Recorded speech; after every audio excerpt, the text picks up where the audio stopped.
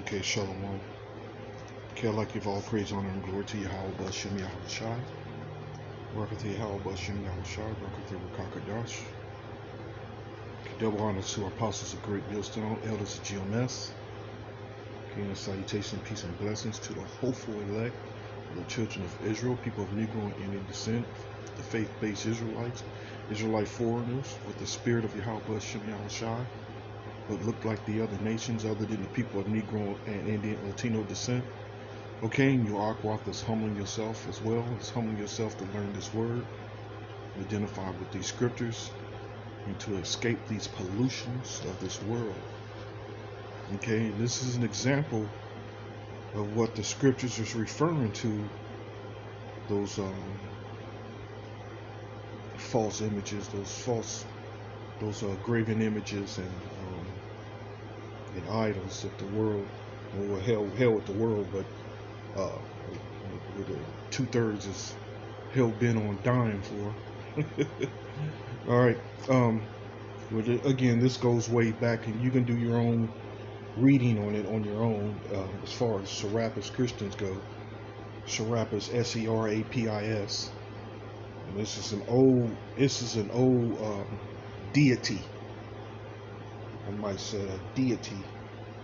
Looking up the word deity. I'm struggling. Straight up struggling here. Second,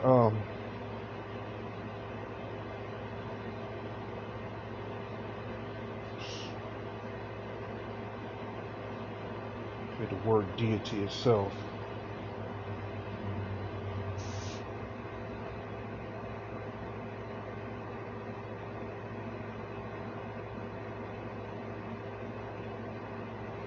Check this out. Deity,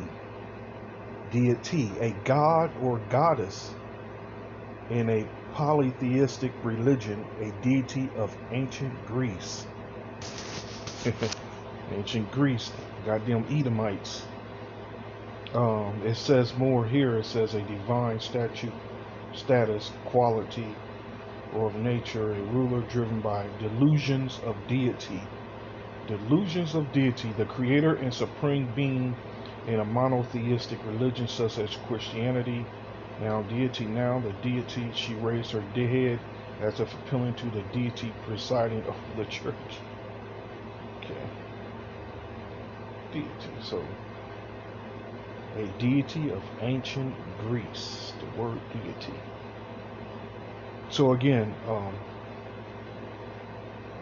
this old image here is ancient. It's ancient. Jake's still falling for the witchcraft, especially when they read things like it costs so much money. Like it says his past bring around $1,800 and potentially worth millions. So they think, oh, it has to be authentic. This image, it has to be authentic. Well, let me show you something here. First of all, the Lord is a so-called black man. He's brown. Pursuant to Revelation, the 1st chapter, okay?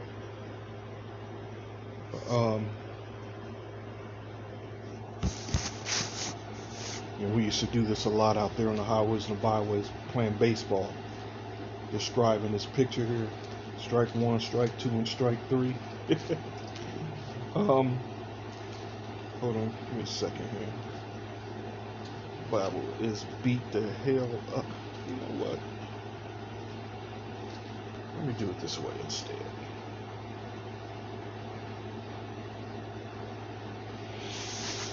Lucky you can hear me. Just woke up a little while ago. Began this day in hell. Okay, here we go.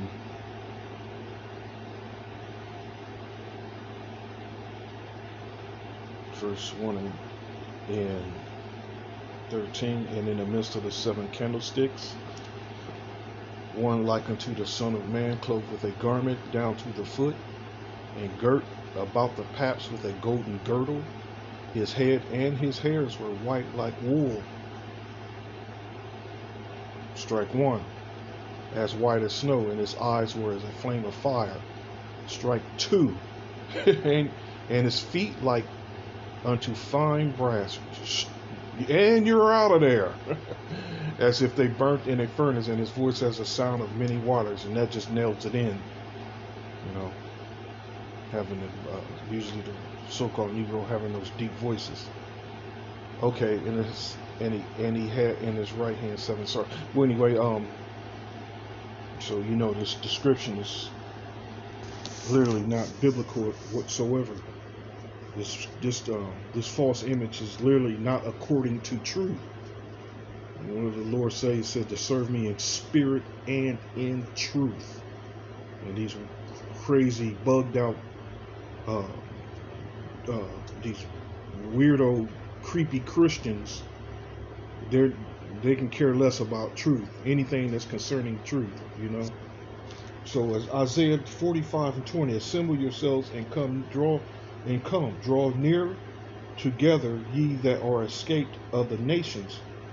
They have no knowledge that set up the wood of their graven image. And again it says they have no knowledge that set up the wood of their graven image, and pray unto a God that cannot save. That cannot save. Alright, that's one. That's one there.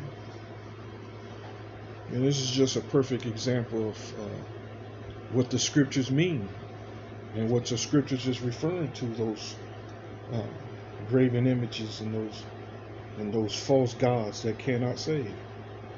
You know. And this devil's back, to be honest with you.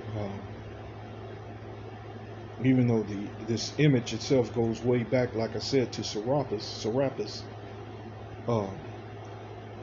Cesare Borgia himself was is back today himself, who was set up as the image of the Lord, who resembles that Serapis, you know, somewhat. But he's back today. He's a Rothschild, you know. 1 Maccabees 3:48, and laid open the book of the law, wherein the heathen has sought to paint the likeness of their images.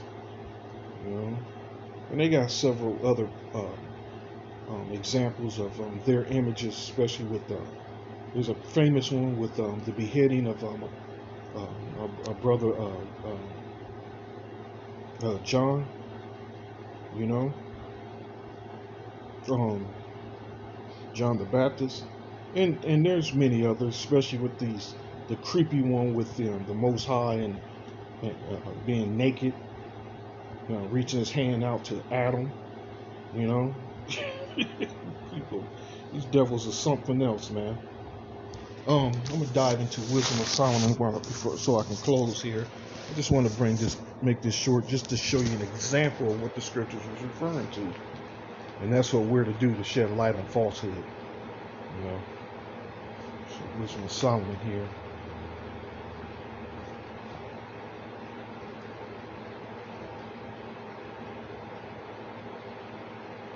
I got some meat on some of these their false gods, and a lot of this garbage that Jake like to follow, man. And Lord willing, I'll be able to go into it on another video or sometime soon. The Spirit is with that. But it's concerning, like the season, especially like the season that we're in. You know how Jake is hell-bent on that pagan madness, man. And let's just say their Satanism, because paganism, man, it's literally what it is. They're bowing to Satan, man. You know. So again, Wisdom of Solomon, the 15th chapter, it says this: but thou, O Yahweh, art gracious and true, long-suffering, and in mercy ordering all things. For if we sin, we are thine, knowing thy power, but we will not sin, knowing that we are counted thine. For to know thee is perfect righteousness, yea, to know thy power is the root of immortality. For neither did the mischievous invention of men deceive us, And it goes way back, that, like I said, with that picture of Serapis, it goes back, man, in ancient times. Um, um, and as far as it goes, um, there's written history of it going way back to the Babylonians, you know. And what's funny is, well, I just found out that Serapis is actually mentioned. The name is altered a little bit, but Serapis itself is mentioned in that unholy ass wicked book, the Talmud. You know, this Talmud. It sounds like a name of a toilet or a bathroom. Sounds like something a name of you would use to go relieve yourself. You know, Talmud. You know? So, um, for neither do the mischievous inventions of men deceive us, nor an image spotted with diverse colors the painter's fruitless labor. Fruitless labor. The painter's fruitless labors. You know, because literally the Lord is coming to destroy and to smash and to destroy and erase this fruitless, vain work out of the world, man. You know, ain't nobody's going to remember this madness, man. There's no one in the kingdom of Yahweh Shem Yahushua is going to be walking around with tattoos of this goddamn devil on them, man. No one. There's not going to be no paintings. There's not going to be a painting nowhere in the galaxies, in this universe, or on this earth of this goddamn devil, man. And that's what it is. This goddamn devil. Then this is help. This image itself is helping us. Is helping us. Is helping this devil oppress us. This actual painting itself, this false image, you know. It says the sight whereof enticeth fools to lust after it. Enticing fools. Who in their right goddamn mind would pay $5 for this picture? But here it says listed at auction this past spring for around $1,800 and potentially worth millions. What fool in their right mind? Well, that's a fool, man. You know, which according to truth, this don't. You know what? And I'm starting to see through the spirit that a lot of these people know that this ain't the Lord. They know the history of this painting, so that's why it's so worth it. I believe there's that few, that small number that knows, you know, that knows. So it says, and so they desired the form of a dead image that have no breath, both they that make them, they that desire them, and they that worship them are lovers of evil things, and are worthy to have such things to trust upon.